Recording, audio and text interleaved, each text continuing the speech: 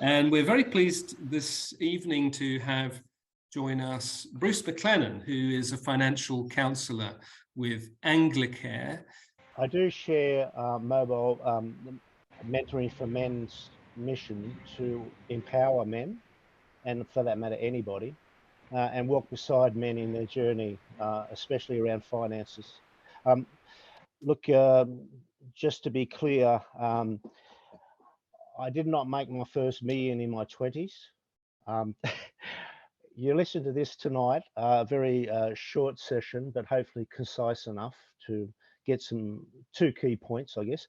No, I haven't written any books about success or making money. Okay, so I just wanted to clear the air there. When John asked me to do this, I originally tried to position this presentation around the concept of financial goal setting and growing financially. But look, even today on the news, they're saying the ACTU figures today were saying 1 in 5 Australians are selling assets now to pay for essentials. There's more and more Australians skipping meals to pay for essentials. Something significant is happening in our economic realities. So I thought, no, I think we need to bring this right back to, if you like, a fairly rudimentary, fundamental position to understand for a household, particularly, because we're, for most of us, we share households. There might be a number of sources of income and shared living costs. So we need to do a financial assessment for the household. There's a couple of key points it would be great to take away tonight. And incidentally, could I just say, John, please interject if you want to talk about anything here, whatever. It's 2 basic principles, and that would be to do a basic budget household money plan as the first point. Just some of the realities around that. I'm going to spend less time talking about the technicalities of doing a budget and more about the picture and the power of the numbers. That's really want to focus on. And I guess the second element of the presentation, if we get to it, would be to touch on the psychology of money, the relationship which we all have to money, which is the invisible motivator for change. So it'd be great to just briefly explore that. There is basically, John, you mentioned anybody can join an online forum. Well, at school age, you could do a basic budget. It's not rocket science. It's just simply capturing income and expenditure, all right? But it's got to be done thoroughly and as comprehensively as possible. And I'll explain why later. But there's evidence that early intervention, if you are experiencing financial stress, is the key, because the options available to you are more at the early phase of problems than the intractable debt scale of problem. Early intervention, key. This might be a message to sell hard, but it's okay for men and anybody to talk about their money issues. We're not naive. We respect that money is very intimate for all of us. We're very selective, okay? Who knows our situation? But the point being that certainly this organization has trusted mentors like yourselves and independent financial counselors, which I will talk about our role now, are a safe place to talk about your money, okay? So why talk about a financial counselor? So just to be clear at the outset, financial counselors are not financial planners. Planners charge hundreds of thousands of dollars for a formal statement of advice that they're bound to. Planners often have a parochial interest. They sell products aligned to their employer. And so they're not truly independent. although admittedly there's been reforms in that sector that have tried to regulate and tighten up that sort of advice. Now, financial counsellors, on the other hand, are independent. We are free, no cost, and we are licensed by ASIC to provide advice and options for clients. So it's a very special license granted from ASIC to be a financial counsellor. We have very good information around credit law, bankruptcy, debt option, industry hardship practices. This is our bread and butter of what we do. We are trained in negotiation, advocacy, and emotional support. So we're counsellors. Okay. So I'm sure you can relate to the importance of being trusting, empathetic, that sort of thing. So if you like, we're a combination of accountant, lawyer, social worker. Australia-wide, last year, 125,000 face-to-face consultations with financial counsellors across 190 organisations, 600 areas across Australia. Bruce, is that a number that is increasing? Has that been an observation in recent times? Because anytime you switch on the news in the last 18 months or so, that's the story that we hear, is that more people are struggling financially. Have those, next year, can we expect that 125,000 meetings to be higher? I would say yes, on the basis that the sector has spent years procuring government funding from the Commonwealth and state governments, which is not secure. It's never been secure, but there's an acknowledgement by government that it needs to be better than a 3-year funding cycle, longer term. There is an acknowledgement of that. There is a push right now to have industry volunteering voluntary contributions into an industry fund to fund financial counselling. It's a fairly modest start. They're looking for about $18 million each year over 3 years to pay for extra financial counselling in the unmet demand. All right. So the government stakeholders acknowledge there is an unmet demand right now. Yes. In practical terms, we can sort out the priority of debt. Clearly, a secured loan against your family home, right, is a high priority debt. A buy now, pay later debt, an unsecured debt, is a low priority debt. A lot of clients can't see the wood for the trees, so we help prioritize. We, as I mentioned, we do a lot of negotiation with creditors. We have some very good outcomes with complete debt waivers. There are a whole range of debt solutions. So we have very broad knowledge across a wide variety of sectors. Right. Can I ask a quick question here, Bruce? You talked about the clients for financial counsellors. Tell us about those clients. What kind of walks of life are they coming from? Yep. Let me just say that the branding of one's organisation has a lot to do with the type of demographic of the client that it attracts. So Anglicare, through its business model, does attract people at the marginal end of town, often clients in structural economic disadvantage, in poverty. The organisation positions itself to really care for those needy. But certainly there's mainstream people that are caught out by serious life events as well. All right.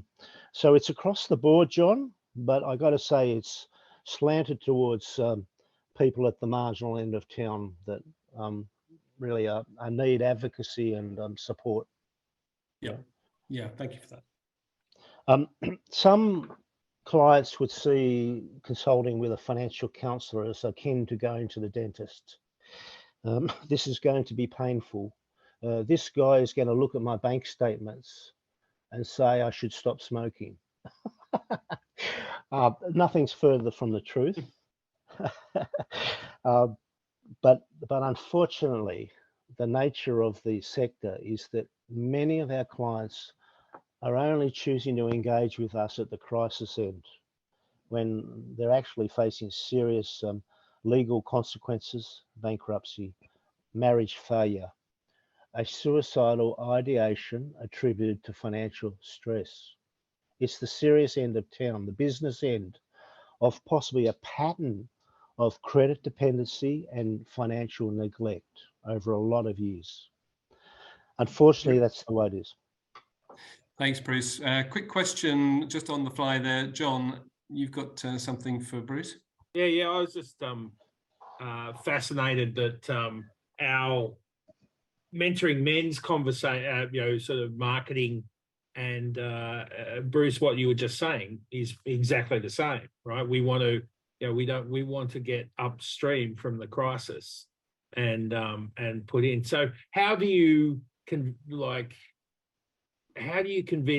men like myself, right? As talk about avatar, I'm probably a financial counsellor's customer at some point soon, I imagine. How do you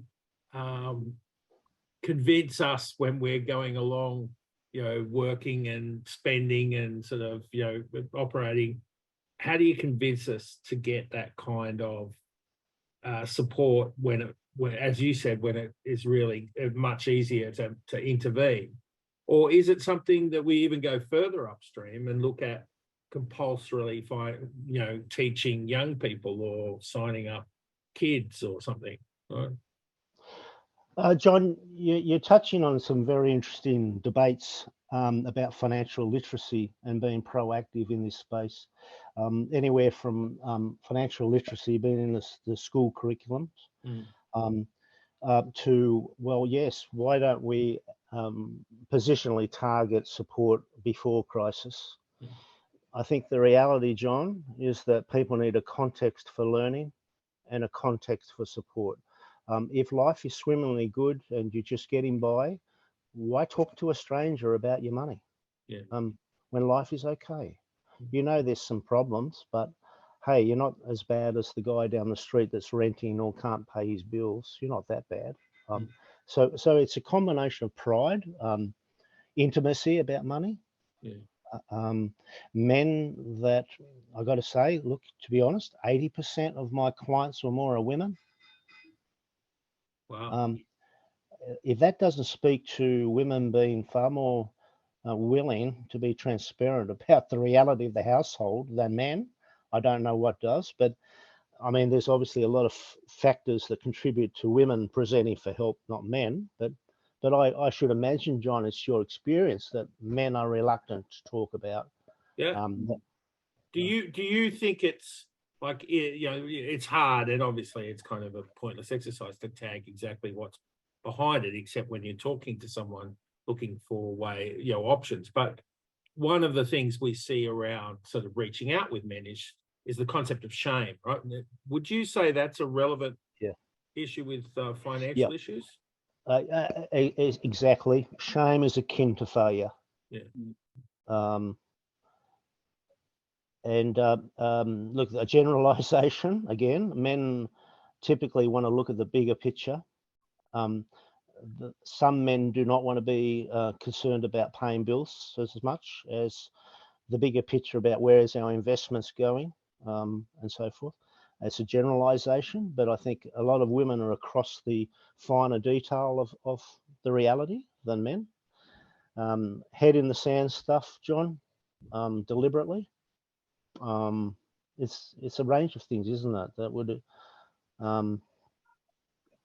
maybe believing we can get ourselves out of the mess too, maybe. Yeah. Sorry, Peter, it's your turn, mate. We'll certainly we're going to come to that a little bit later, but that's fine that we've opened it up now. Yeah, Peter, you've got a question. Yeah, I actually wanted to follow on from what John M said, because I think we need to be very careful not to very quickly gloss over something that I think is just very important today, and that is, before somebody goes to Bruce, we really want to have the education as a young person And our kids today learn so much at school in so many areas, language, music, culture, Indigenous affairs, whatever. And yet I know through the experience of my own children, they were very, very lightly touched by finance. And you used a very powerful word, Bruce, which is budgeting. Something as very, very basic as budgeting is not understood. And I'm always amazed that kids will go through 12 years of education and have literally maybe only spent a handful of hours on the most basic thing that drives a Western society, which is money. Something as simple as that I can't spend $1 when I'm making 90 cents. I know it sounds ridiculous, but we want to get them really early and get them to understand what they can control, what they can't control before they get to yourself. You'd obviously sewed up your pockets, Peter, because my kids could turn 90 cents into $10 without just by putting their hand out, right? That's what my mates called me, John, ATM. We can't control necessarily what we earn. We certainly can control what we spend. Yeah, absolutely. And thank you, Peter, for raising that piece about education. And I think in recent times, there's a lot of recognition about how much this is really missing because it plays such an important part in everybody's young adult lives and then throughout the rest of our lives. And Bruce, there is some work, isn't there, that is being done. I know that we're kind of preempting where you perhaps might be telling a story later. Our friend Scott Pape or somebody like that. Have you got some thoughts or comments or some news around that? Yes, very much so. So Scott Pape is a financial counsellor. You might have seen him on the Seven as a finance sort of expert. Lost some big loss in the pre-2019 bushfires himself. Had to recover from nothing. So I was going to sort of highlight briefly some of the concepts, but the barefoot investor, not sure whether you've heard about that or read it, but look, it's often described, John, as a slow path to long-term wealth. It's not a rocket science book, but it does for the novice, the young, that are unexposed to the realities of finance, really basic but really valuable wisdom. And perhaps I can just briefly touch on that later, but I mean, I can go now.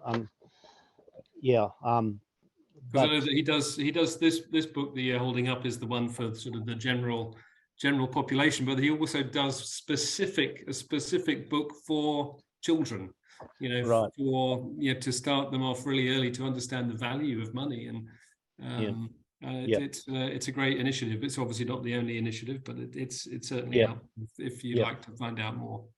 I often give copies of that book away to some of my clients, that particularly those that have never been taught to save or manage money properly. So Bruce, have you got an example of like a little case study or something? I think in our preamble you said that you might have a little story to tell. Yes, you mentioned might work with some gamblers, men who are gamblers and so. Yes, I worked with James a while back just to illustrate, I guess, the capability of a financial counsellor. So James, in short, was a professional counsellor himself that ultimately was living a secret life. I believe his addiction was the pokies. At the time, the broad numbers were something like $60,000 to $100,000 of assorted credit card debt in his name that he had accumulated over months, if not years.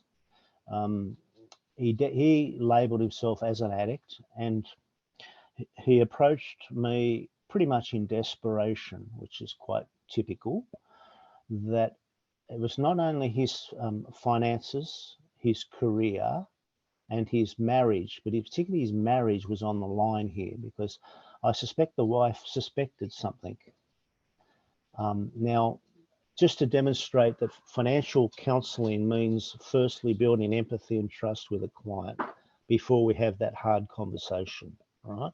So with a gambler, I do not launch straight into it, but I deliberately invested time with James to build that rapport until he was comfortable to say, help me hold a truth meeting with my wife, and I'm prepared to put this issue on the table and show my cards. Let the cards fall where they may. So we did that. I facilitated a meeting with his wife. Obvious shock. However, the wife loved this man and said, I will contribute X amount for you to make a settlement offer across all your creditors. With the financial counsellor, I structured a pro rata offer. A pro rata offer is if you've got 100K of debt and 10 different creditors, you apportion their debt equally. So each creditor is offered the same percentage. So we did that. It's, the financial counsellor has to write a story behind this why he's in this predicament. Creditors often like to hear that the client is committed to their own reform through professional gambling help. So a condition of me as a financial counsellor advocating and negotiating was that he was committed to a gambling counsellor. I've learnt for a gambler, they must demonstrate that commitment, because I'm not in the business just helping people get off debt.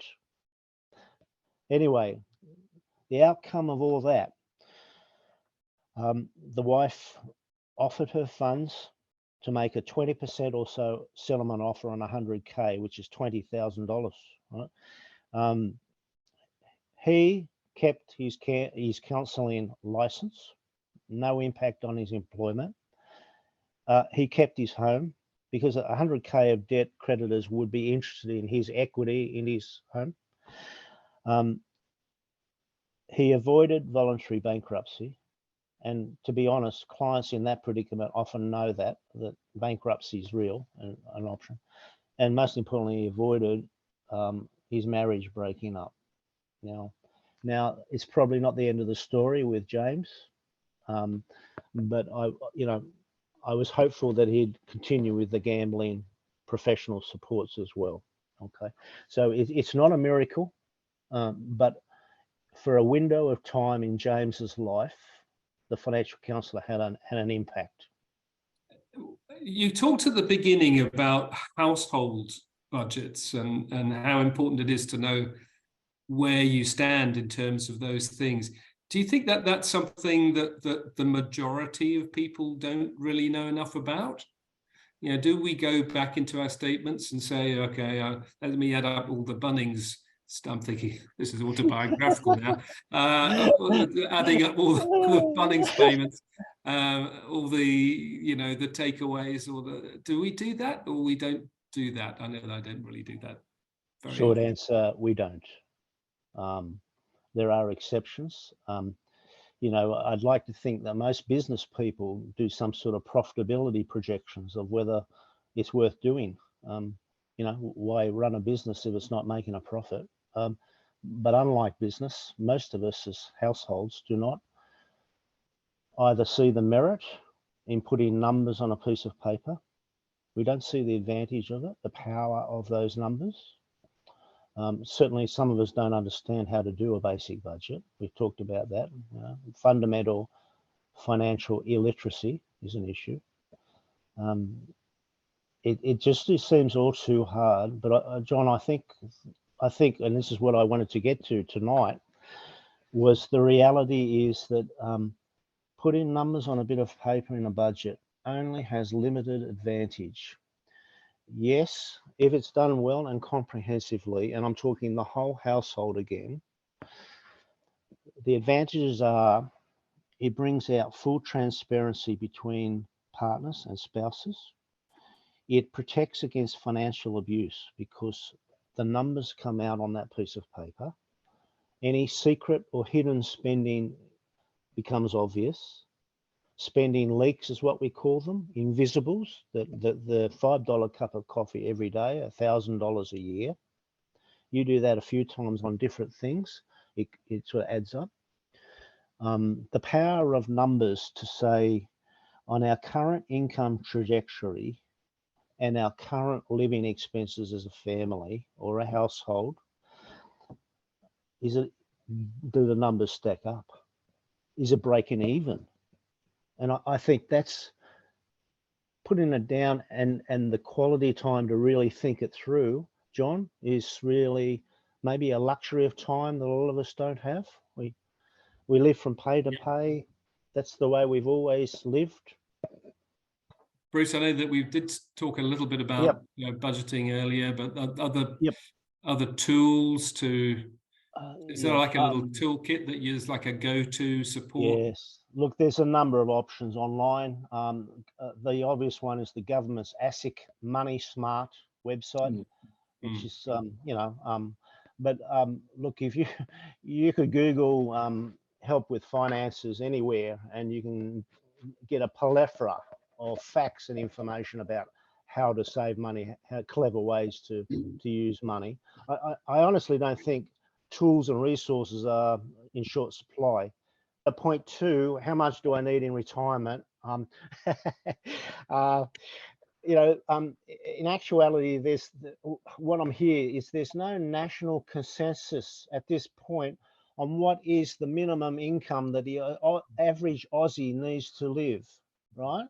However, what's called the Henderson Poverty Index is a number that has been floated around for years as a benchmark minimum income, $616 a week after tax, which is $32,000 a year for the average Australian. I don't know. I suspect a mortgage payment would be on top of that figure, right? Now, just to note, Centrelink job seeker allowance is about $16,000 less than that figure. So if you're on your own on job seeker, that's a world of pain. You could, Peter, if you've got $1 million in super, you might realistically be earning $60,000 return on that, right? $60,000 for a couple who own their own home might be more than adequate. That might be deemed comfortable, right? It depends on your lifestyle. No, if you need $100,000 a year income, you need 1.6, right? In super investments. So there's no rule of thumb on that. How much do I need in retirement? But there are some broad estimates at least. Suffice to say, Peter, if you own your own home close to retirement, you're in a much better position and you'll have a much better life. John, I just wanted to ask if that's adjusted for inflation. So if someone's retiring 10 years or 15 years from now, for example, is that adjusted for that? Inflation would probably come off that sort of return figure. I mean, look, if you have it all in shares as opposed to property, as opposed to cash, it very much depends on the particular investment portfolio, conservative, balanced growth. It's a case by case. But in principle, that would not factor into inflation, right? That sort of number, you'd have to discount your annual forecast return by the inflation as well. So, the real cost of money has to be factored in as well. I brought up the point around expenditure on things like cigarettes. Now, not coming from a judgmental point of view at all, but mentees that really don't have the finances to be spending on cigarettes are usually the ones that are, and how to work with that. And then John and I and Mohammed were tic-tacking on some strategies for trying to work on that. And John was starting to talk about, long-term sense of hope and versus short-term regulation of yourself. Like, why do they smoke the cigarette in that moment? So that's where we were going with that. But any practical strategies you may have, Bruce, working with mentees that have habits like cigarettes that are costing them quite a lot of money would be handy. Yeah, Yep. because I was shocked when I was in the petrol station the other day, and they rolled up, somebody in front of me was buying cigarettes, and it was like $40 for a pack of smokes. And I thought, that's astonishing. That's a lot of money, isn't it? So, Bruce, is this Yeah. in seriousness, is this a part of your financial counselor's conversation? You said you're sort of part lawyer, part accountant, part social worker, but does this kind of expenditure come into your conversation? As a social worker, John, we're very cautious about projecting our own, if you like, middle class value and our own rationality onto a client in stress that uses cigarettes to cope. That's the first point. We try not to presume that, hey, this is irrational behavior. You're not paying your rent. You're not keeping your lights on, but you're smoking 200 a week. That's irrational. Why are you doing? No. So it starts with a fundamental empathy for that client. They have to survive. They have to cope. Now, the more challenging aspect, Nick, and this is great, probably where your organisation walks beside your clients over a period of time, where you can actually have input to not correct, but to change that therapeutic need. But the harder conversation is, I've just done this household budget, and I mean, the financial counsellor doesn't need to pull the punches. They need to say, this situation is unsustainable. So ultimately, the motivation to less spend on cigarettes and pay their rent on time will come down to, is the pain for you of the threat of eviction and legal action because you haven't been paying your rent, is that threat more serious to you than the pleasure or the enjoyment you get from smoking? Or it's a balancing, you see. You've got to discreetly challenge their motivation for spending like that. Or is it more important for your daughter to have the right school uniform and excursions and participate in the full range of curricular activity that costs money? Is that more significant to you than your immediate smoking? You see, unless we discreetly reveal what their true motivations are, what drives them, this psychology to provide for their children in that way, that has to be stronger than the desire to spend on cigarettes. So it's the nature of every addiction, isn't it? It goes back to some sort of chemistry that is satisfying a fear, or you're in fight flight. So the stress of being in an economic crisis is awful, right? No, having a lived experience of say potential homelessness is their rational thinking, all of that, sage advice from people, as you said, middle class values, and we are a middle, oh, well, why didn't you just do this, this, and this, right? And but you're actually in a non-cognitive state. So the mentees or people under stress, they can't process cognitively, because being in a fight, flight, freeze, or appease state will actually prevent you from thinking rationally. This psychology that you talked about, Bruce, it's an important part, isn't it? Yeah, it is, John. What does that look like then in financial counselling? Yep. Okay. So I'm borrowing from this a new and emerging sector of financial therapy, right? Which is going towards the psychological end to explain money mismanagement, right? Now, one of the founding presuppositions that is the money itself is not neutral. I used to think money was neutral, that it was just a tool in my hands to allocate as I wished. Working with hundreds, if not thousands of clients, I've learnt now, no, for every one of us, money has an emotion. Money could be significance for us, a symbol of power, right? Money could be scarcity. Money could be a deprivation in our childhood. right? Money could be pain. There's whatever emotion attached to money. It's not neutral. Whether you're living on the poverty line and worrying about feeding your family tomorrow, you're concerned about money. If you have millions invested in the stocks, right, you're concerned about preserving capital. Either way, money is a concern, or can be. So that's the first point. In financial therapy, they attempt to draw a correlation between childhood trauma and our current money management ability. Namely, that whether we know it or not, we've all been conditioned by parental upbringing around money.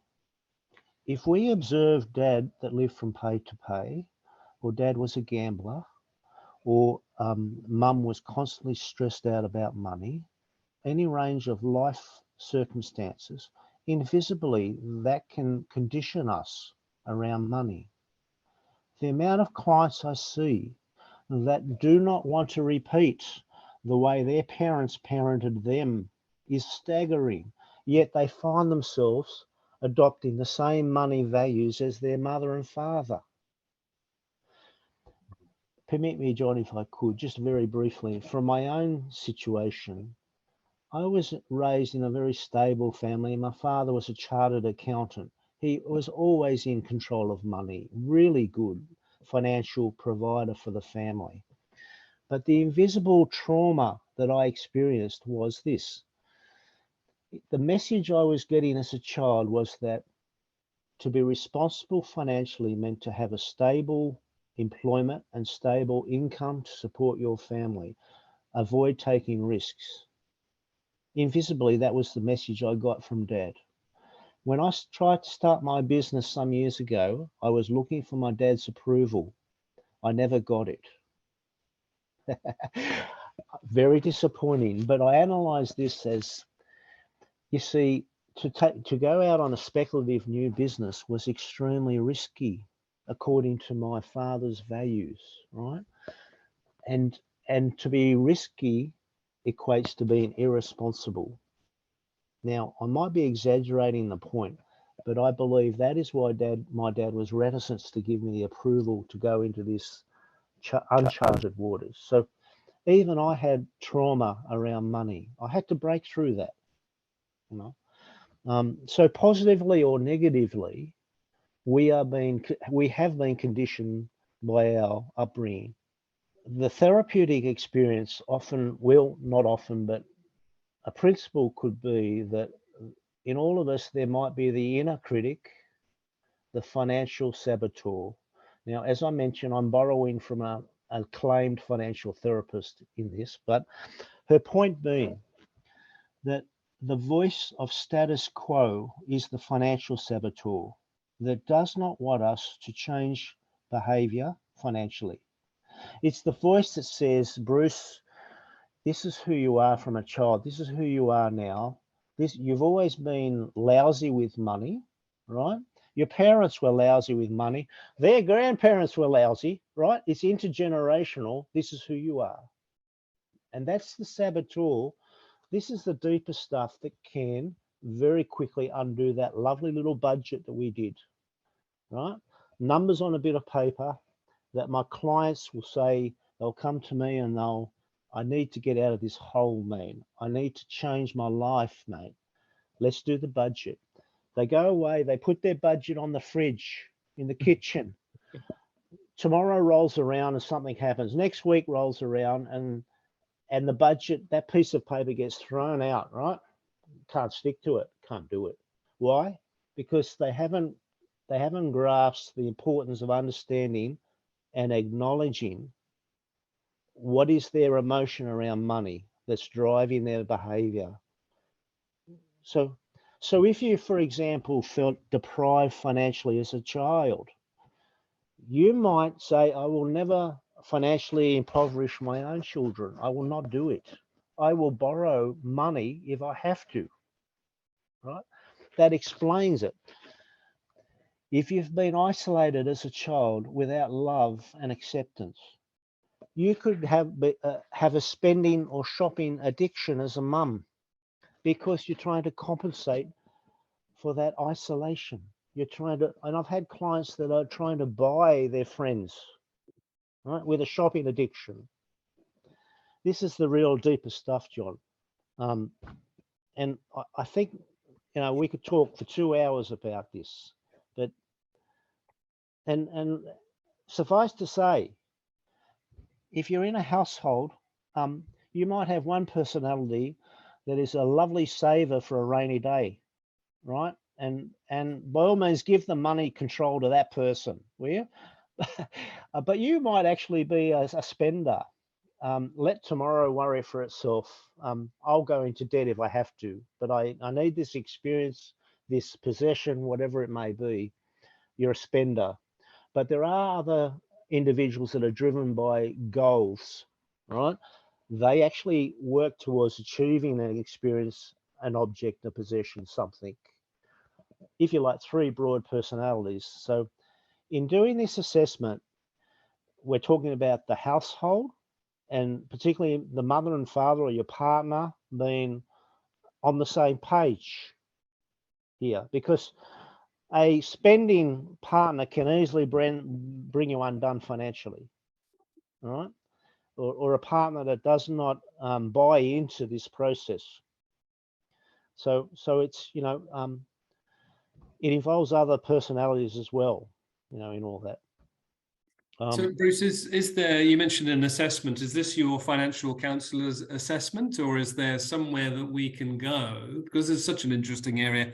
I know that we are sort of tight on time now, but is there a place where we can get an idea of our financial profile, if you like? Is there a John, test that we can do, or to understand how our relationship with money?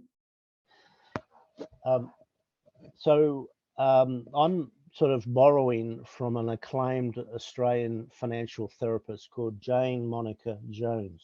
Jane Monica Jones. If you Google that name, you'll find her website. Heaps of free resources. Yep. And she's actually got online training in these very areas to understand your unique money personality. What is the financial saboteur, right? How to change behavior. So that's just one probably of a few. Yeah. But this is really a specialized area, John, that you know, you can't cover in 10 minutes. But my point being, until you really grasp your motivations for spending, for abusing credit, for not planning for your goals, for not planning for your retirement, right, things won't change. If you've got a client needing financial counselling, I think the first point would be to call our generic Anglicare number, 8624 8600. If you do that, they'll direct you to a financial counsellor in your area. Bearing in mind as Christmas is approaching, there could be a waiting list. Yeah. But the National Debt Hotline, John, on 1800 007 007 is a great place to start. If you've got immediate financial crisis, they've got financial counsellors at that level that can talk it through on the phone, but they can direct you to a list of agencies in your area with financial counselling support. So a warm referral from yourselves is always encouraged, to break the ice to another stranger to listen to their story. You know, who is this guy? You know, this is my money we're talking about. So yes, that would go. The bridge building initially with your referral, yeah, goes a long way. Bruce, do they have a eligibility test? No. Any criteria? No. You could be earning potentially $1 million, Stephen, or be on Centrelink. Takeaways. Early intervention. If your clients, your mentorees especially, are experiencing financial difficulties, there's more options for them. It's okay for anyone, for men, to talk about their money issues. Obviously, not just to anybody, but a trusted person in their life. Yeah. Talk to a financial counsellor. We're safe, right? We're confidential. We're safe. Right? Look, we're not glamorous, but we could actually be your best friend in a financial crisis. And I don't say that lightly.